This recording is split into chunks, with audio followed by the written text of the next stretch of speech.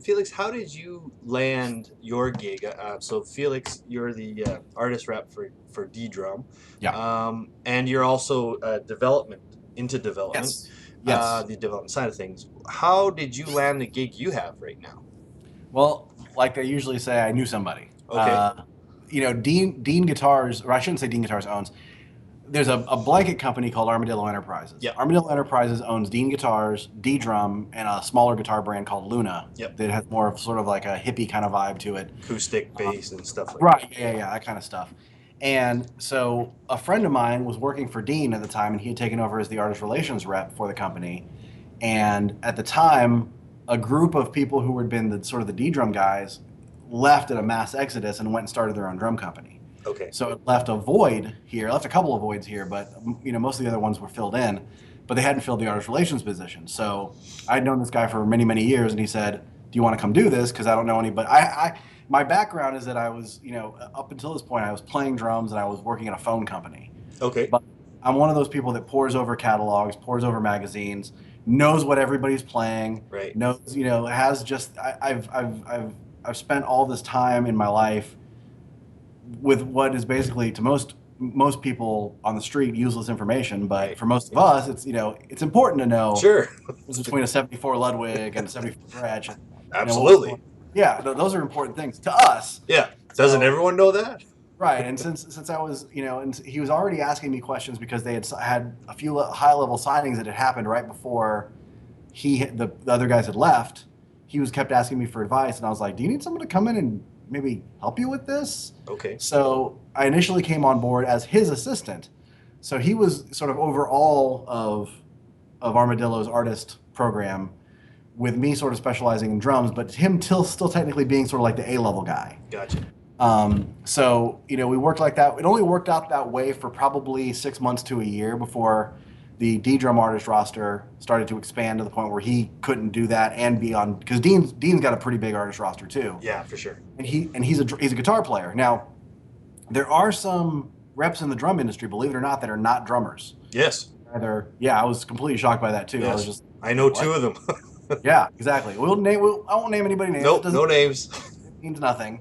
He was having everything was coming to me anyway. So he felt, well, at some point the owner and everybody kind of felt comfortable just letting me sort of run with D drums, Okay. artist relations, and being sort of just full time D drum, because I was helping on the guitar side a bit, and it was kind of, we're not a huge company. There's only like 60 of us here. A lot of Right. people have this mindset that we're this giant conglomerate, and that but really it's a core group of people that are kind of doing everything. Right. And as I progressed, I sort of became, that was me getting the job, and then I became sort of the catch-all for all the D-drum artist stuff, which then sort of just parlayed into the product development, because when you're talking to artists, they usually have opinions about product, Right.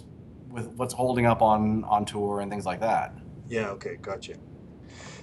So now with your position and as you mentioned, Felix, some reps aren't even drummers, but I often find too a lot of reps sometimes there's no cut and dried job description as a rep. Sometimes you're doing a lot of different things. Let's talk It's a little true. bit about that. You, for example, are an AR guy, but you're into development of with the Right. company's products and what have you. So let's talk a little bit about your position as Okay. it stands. Well, yeah, that's the thing is that I don't. If you, I think you ask 10 different reps what their job is, you'll get 10 different answers. Right. There's the basic stuff. I mean, obviously, I am the connection between D drum and guys like Vinnie Paul, Carmine, Vinny, Appice, all those guys. That I'm their point of contact, Right. which means when they have a problem or when they need something, they call me. Yep. That's the obvious thing. Right. That's the thing that most people we all have in common. We're all the point of contact. Some people have secretaries. I don't. Right. But other than that, that's really how it works. Yeah. So then it just kind of changes to, different levels of artists. Different artists have different expectations. Like there's some artists out there who, believe it or not, are not gearheads, which to me was like, I don't understand your language, because I've always been such a gearhead. Yeah. But so you end up becoming more of a translator in a Okay. way for them, because they want to know about gear. They don't necessarily know how to articulate it properly. They can play the heck out of it. Yeah. They never went any further than that. Like they've had someone else setting up their drums for so long that it's not even really a concern. Right.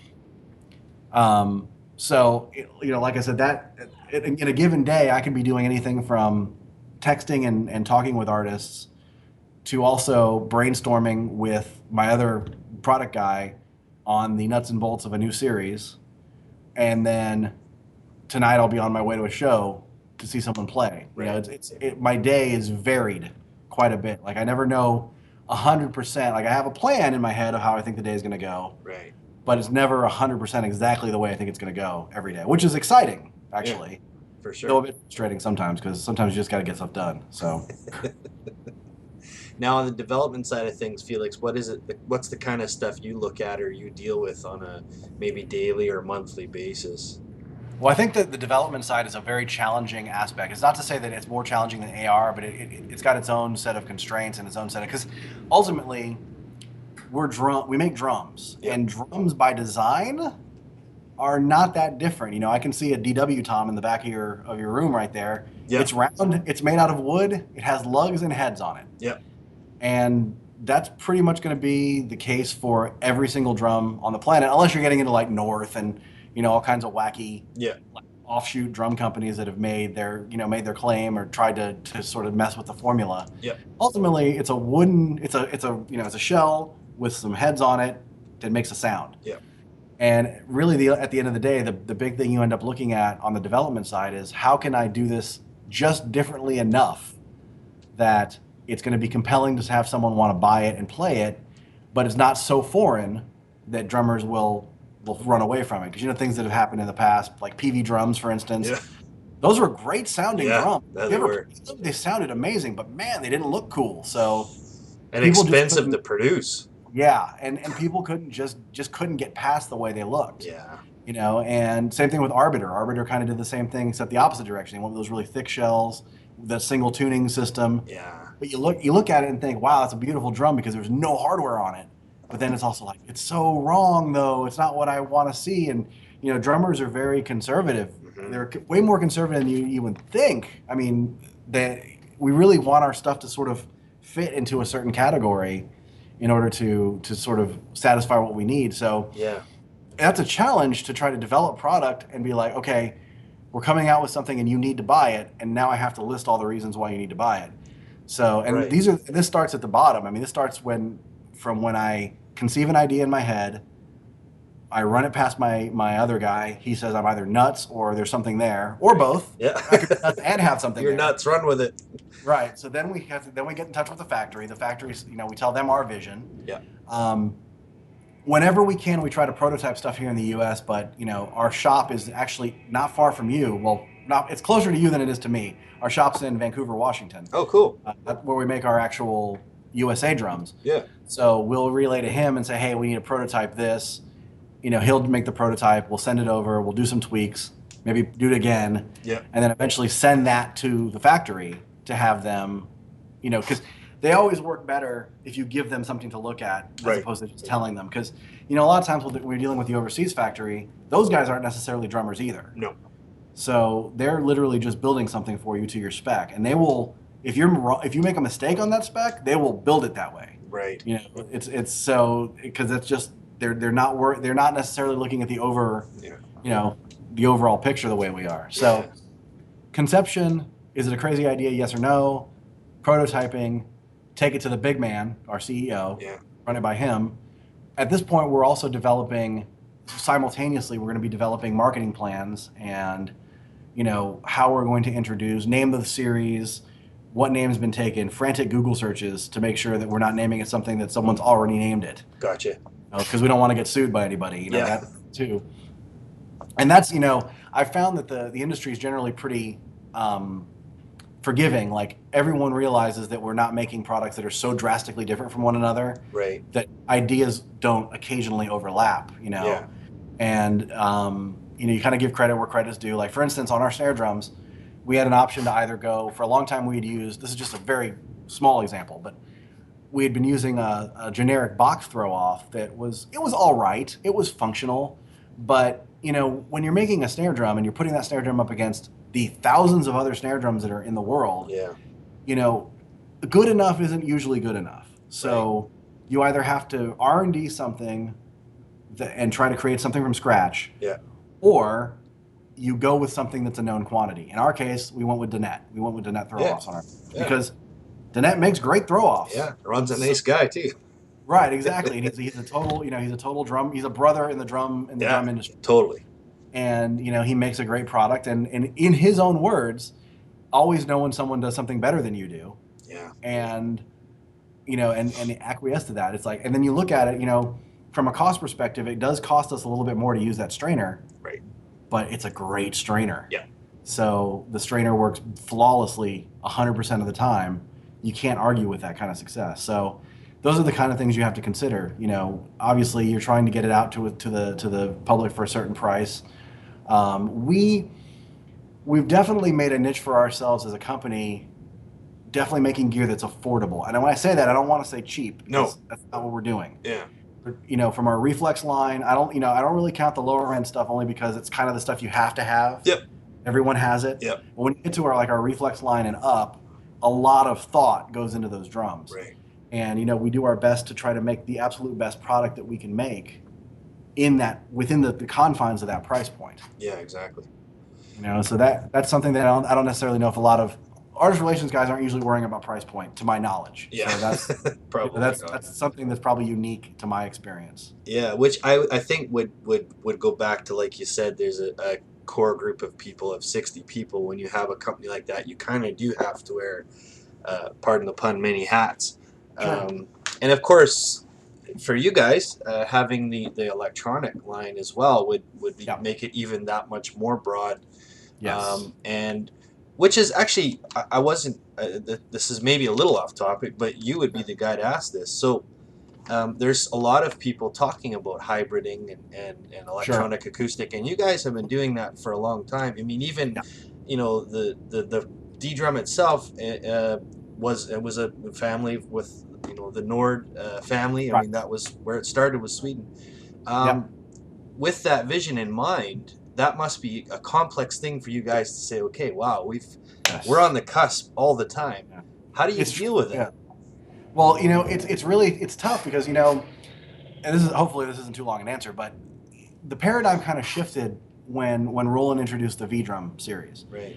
Up to that point, we'd been making electronic drum sets since '83, and we really were the forerunners. I mean, we were the guys that were making the best electronic kits on the planet.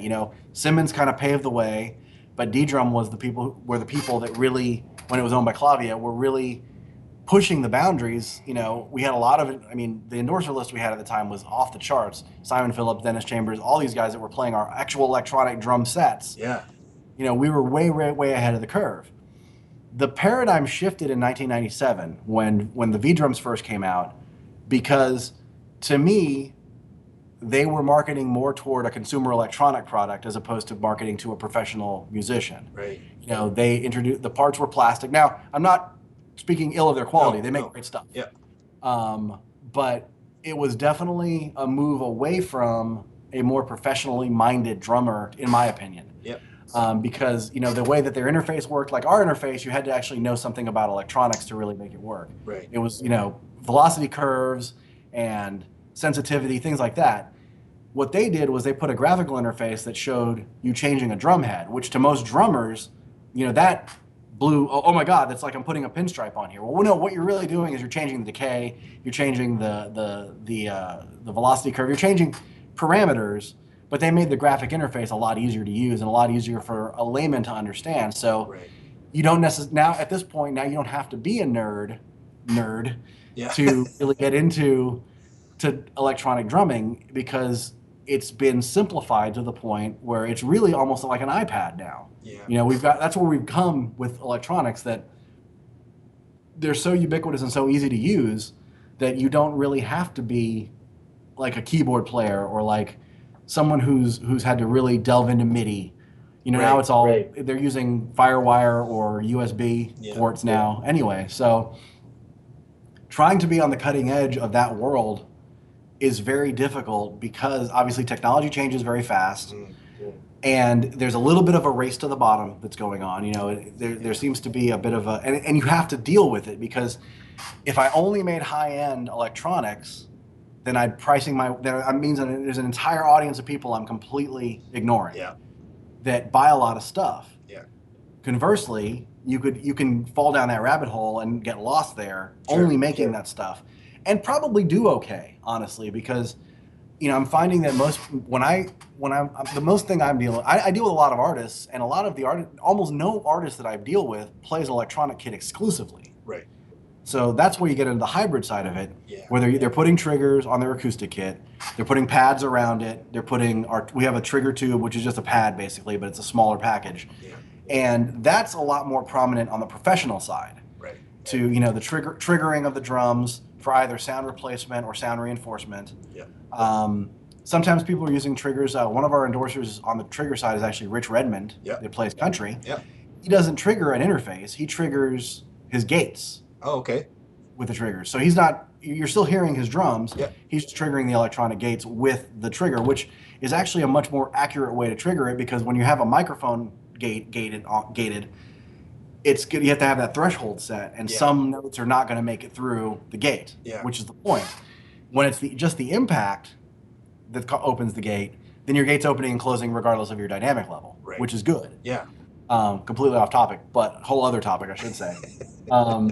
So yeah, as you know, when you're on the artist side, what I send out the majority of is we make an interface that actually interfaces with like a laptop or another MIDI source that has no sounds in it whatsoever. Right. Because most of the pro level drummers are not using a box. They're using either a Pro Tools based system or something with Steven Slate. Yep. They've got 3 redundant laptops on stage with them. Yep. And that's how they're running their show. So I'm just getting them an interface and the triggers to make it happen. Yeah. Yeah. So that's where I think that's where the biggest disconnect that I see in the two worlds right now is that on the lower end it's all in one stuff, where really it's people in dorms. Yeah. And it's people who just don't want to wake the kids, or they want to play at night, or maybe they just want to record into their more basic rig at home. Sure. That's what I'm seeing on that end. Right. On the pro end, it's sound replacement and Macintosh laptops and Steven Slate and all these like a huge expensive rabbit hole that they're falling down. Our Vinnie Paul, who plays our stuff, actually still triggers a pair of ddrum ATs. Wow. Which that's 25, 30-year-old technology at this. But we were so far ahead of the curve, sound-wise and sample-wise, that even now I would take the Pepsi Challenge, against just about anything out there with one of those ddrum SE4 SEs. Sure. I have one, and it's one of the best sounding brains I've ever played. Okay. But the thing is that on the one end, people are not looking for that high quality. Right. They just need something to hit. Yes. On the high end, they're using these programs that are very specific. Right. So it leaves this void in the middle that we're still sort of trying to get our head around. Because I know, I was talking to Will Calhoun a few weeks ago. Living Color was in town. Yeah. He prefers a box because he doesn't want to carry a laptop on tour. Right. And worry spiky power and all the stuff that goes along with that. Yeah. It's hard to try to create something. It's like he said, if you create it, they will come. We're trying to create it. We're trying to recreate it.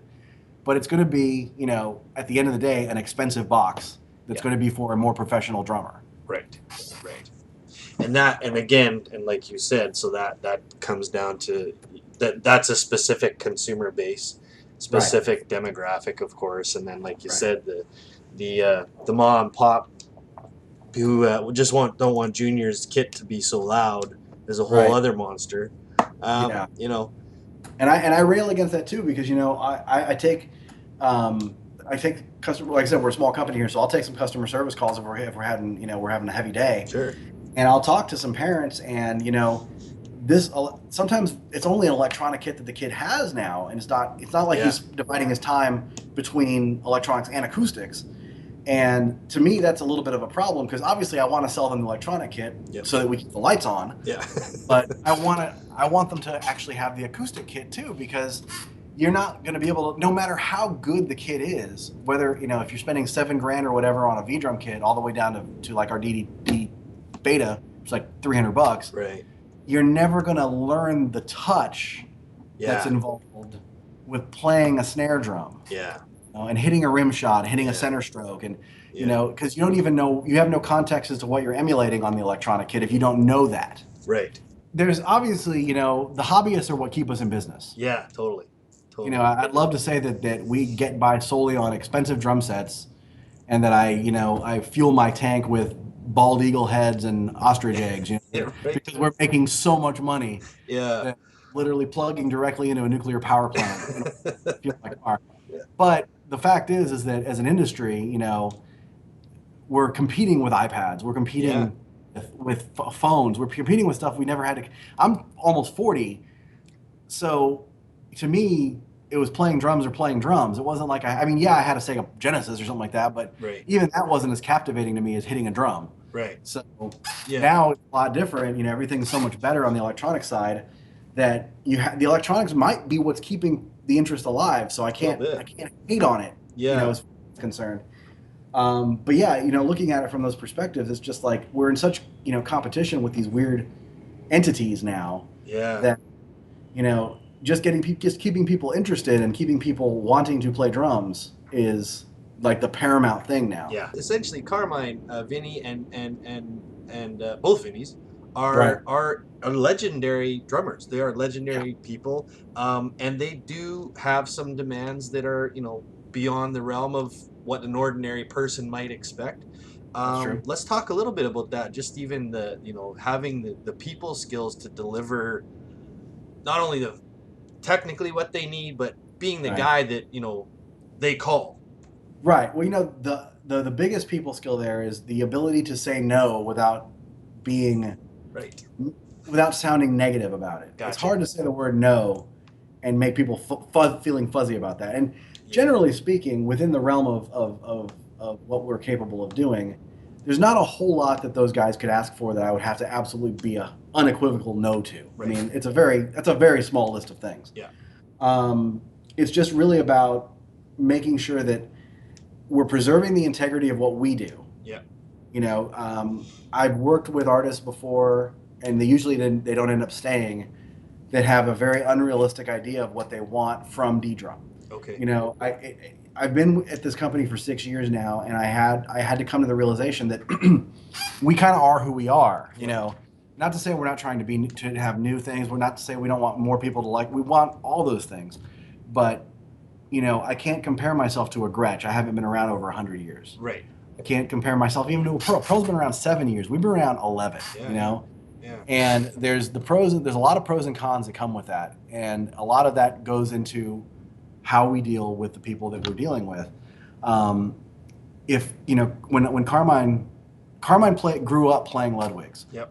and then he was with Premier, and he's with a couple. Mapex was probably the only modern company Yeah. that he was with. Of all the companies he'd been with, the closest thing to us was Mapex. Right. And even then, the stuff that they were making him was custom compared to what they were making for everybody else. Okay. And when he came on board, he came on board just prior to me getting here. Our aesthetic was different. He uses shallow kick drums, but we kind of made our name with deep kick drums. Right. So initially, when he came on board, we were having to custom make a lot of stuff because it wasn't stuff that was in our production wheelhouse. Gotcha. Luckily, the company came around to the realization that not every bass drum has to be 20 inches deep, Right. and we were able to curtail that with some other sizes. Yeah. And whatnot. But that part of the thing is that when you're dealing with artists, is that you want them to represent who you are as a company without taking it too far in one direction where it's not your company anymore. Right. There was an artist at one point that wanted us to build like a mahogany kit for him. I'm like, that's not really our thing. We'll give it a shot. Right. And see what we can come up with. And I thought we did a pretty good job of it. Yeah. It's at the end of the day, it wasn't really our thing. We're not one of these other companies that makes vintagey kind of drums. Yeah. So what I look for now on the artist side, when I'm looking for new guys, is that I'm looking for people that are able to be part of our aesthetic without changing it drastically. Gotcha. Yeah.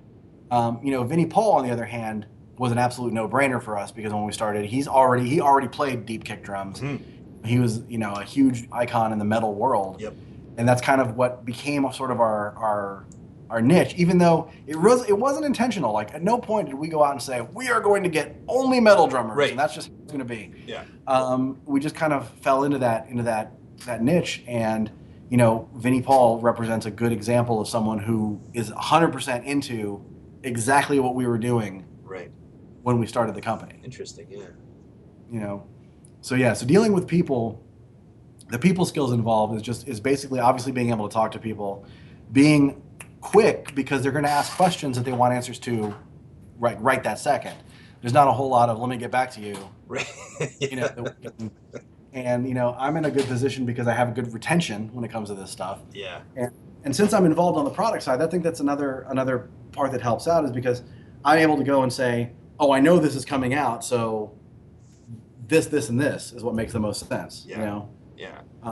But yeah, it's being able to. I think the biggest skill in terms of people skills to have with this job is just being able to match speeds with people Gotcha.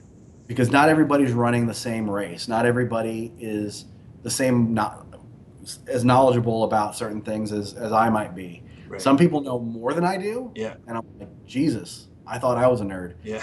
Some people know a lot less than I do, so you have to be able to talk down Yeah. without talking down, without being like, well, Right. that's not what you want. You Yeah. can't really tell that to somebody like Vinnie Paul. Yeah. But luckily Vinny actually has a really good idea of what he wants. Yeah. So, he's a good example of someone that while he doesn't necessarily want to geek out and talk about, 1950s Slingerlands or anything like that, Yeah. he knows what he wants and why he wants it. Yeah. And that makes my job very easy. Absolutely. There's a level of it where when people come on board, like Vinny Appice was a good example because, he was coming from a bigger company than us. Yeah. And he wanted some stuff that we just didn't make. Right. He wanted birch shells, which at the time, it's still currently, we really don't do a birch kit. Yeah. That was a lot of back and forth. Like, he was like, I have to say, hey, Vinny, I don't have that shell, but I do have this shell. Let's give this a shot. And then at that point, then the other people skills involved, or you're working with, like, for instance, he's an Evans endorser. Yeah. I would, I'd call up Steve over at Evans or Marco and say, hey, I'm building this kit for Vinny. What kind of drum heads is he using? And then you're talking to them about what makes the most sense for this drum set. Right. So there's a lot of thought that goes into, a lot of people just kind of figure I just come in here, gun out a bunch of free drum sets and and they just play it because it's free. Right. But most of our artists have a very strong opinion about what they want. Sure. And some of the stuff that we do, like for instance, the reflex kits, which are made out of alder, that took some. I had to lead those horses to that water because when I told them that it was made of alder, most drummers looked at me like, I don't know what that is. They've been making Fender guitars out of alder for years and years and years and years. Yeah. But no one had really thought to use it as a drum wood. So we had a factory that had a supplier. It's easier to get and it's less expensive than the traditional maples and the birches and stuff. Right. So we just gave it a shot and we ended up with a kit that a lot of my artists ended up playing. It's not a super expensive drum set. Right. And Vinny Appice is a good example. He came in wanting birch. Initially we built him a USA maple kit. Yeah. He loved it, but then we got his hands on a reflex kit, and he hasn't looked back. Wow. So, it's a lot of back and forth. Like sometimes artists know exactly what they want, and sometimes, like I said, sometimes they come in completely. I don't know what I want. Like I was playing. Like you look at what they were playing before, and they were just like, I was only playing that because that's what they had. Right. So right. It's just again, you're matching speeds with people and trying to get them. Gently push them in a direction because you need them for marketing purposes to be in a certain direction. Yeah. But without obviously insulting the fact that they've been doing it for a very long time and that they have an idea of what they want. They expect a drum to do a certain thing when they hit it, as anyone does. Yeah. And you have to be able to provide that and provide some explanations as to what it is, why it is you think that they should be working with this piece of gear.